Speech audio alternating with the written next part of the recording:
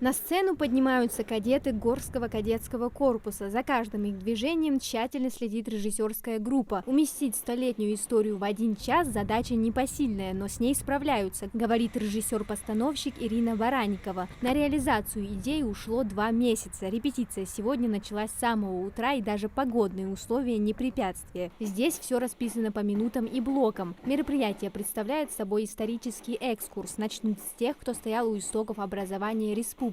Конечно, нужно было вспомнить и тех, кто прославил свое имя, свой род. Я думаю, что тем, кто придет, будет приятно прочесть знакомые фамилии, увидеть еще раз знакомые лица.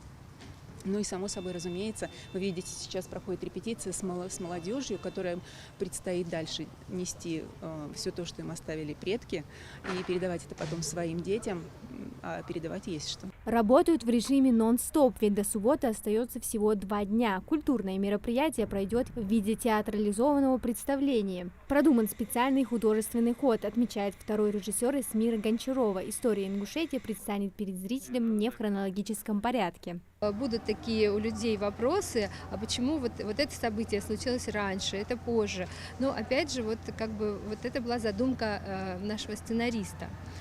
Сделать вот так. Я надеюсь, что это будет интересно, потому что мы вот уже 2 месяца работаем над этим, нам самим интересно. Мы столько узнали про Ингушетию, я вообще даже не подозревала. Вроде бы мы не так далеко живем, мы на Северном Кавказе живем, но вот настолько близко с историей столкнулись. Это очень интересно вообще, много нового для себя даже узнали.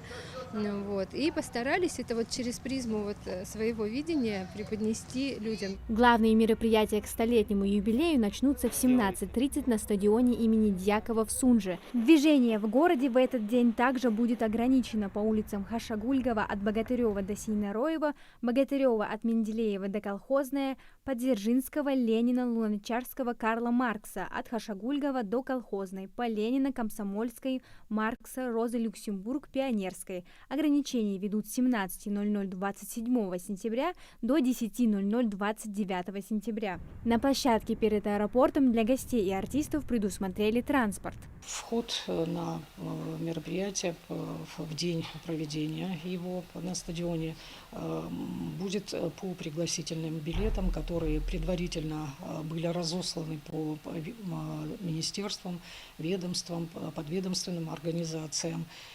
На входе на стадион будут работать контролеры.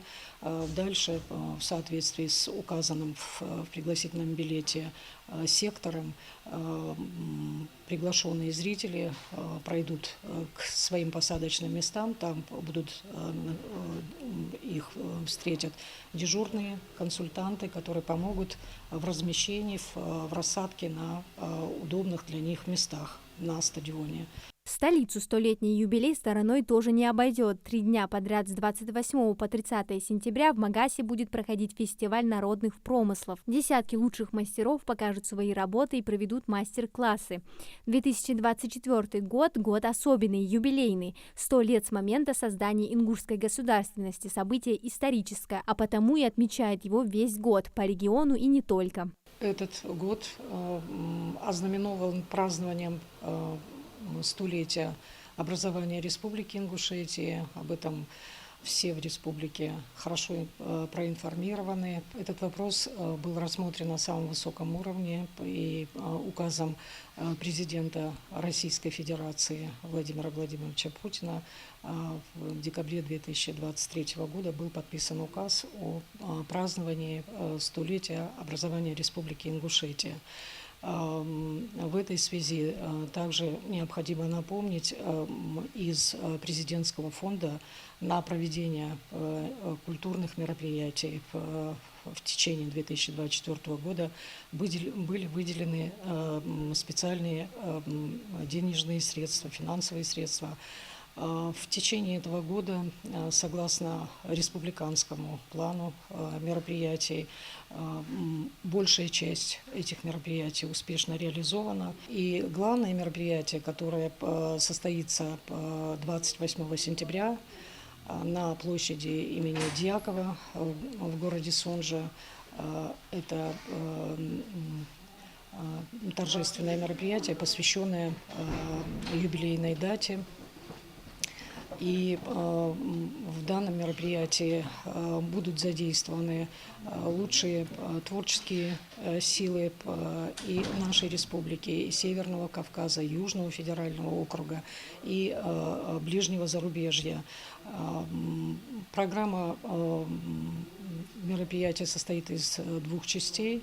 Первая часть театрализованная, она больше основана на историческом прошлом. Само мероприятие носит такой патриотический характер. Мы делали акцент на таком важном для нашей страны, для нашей республики понятии, как духовно-нравственные ценности. С начала года выставки, спектакли, культурные акции проходили под эгидой празднования юбилейной даты. Артисты посвящали столетию ингушской государственности, гастрольные туры, художники и поэты свои работы, а спортсмены на турнирах выступали с двойной ответственностью, посвящая победы родной республике. Амина Зязикова, Магаз 24.